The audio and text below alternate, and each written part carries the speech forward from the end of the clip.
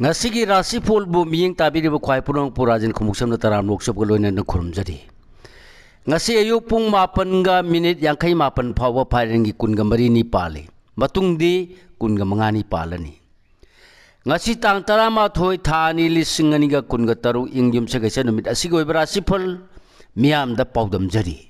Ahan bawoy ni lokot saba mes rasi gi pol. Miyam gi mateng hanagum phangba imung manung puksen khojen tinaba arapatagi kana phangjaba numini thauna su hena pharani leisa pakhang yoina nusibana sali thauni polam lei angoba bris rasig phal parki lok sing khara solaba suning jabadi thungani thauna phudokpa madi anoba wakal lona thopang mada mai paksaba hengani leisa pakhang yoina nusiba phangjagani thauni polam lei chini angangba Mithuna sigful nasang naran ngasi susakut kani ayat palere roy ninthina thopang bangam lagani asaw ba phingban di tathi sokpan danaba siksillu leisa pakhang yoina ningba mapa sagani thoni polam leichini angangba karkara sigful arang arak phangbagi nungai jaba poram sindokpa haiba amadi mibu sumnanaba wa ngangba sakpa haiba numitni Apapun gi thabak tadi phatte lecha pakhang yoina ikai khumna bigani thoni polam lei higo singara sigifal maruma pang wakhal lana khanabi yai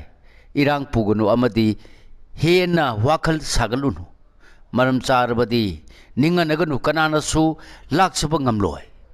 lecha pakhang yoina warum na baleidi ngaikho thoni polam lei angoba cheng Kanyara sigful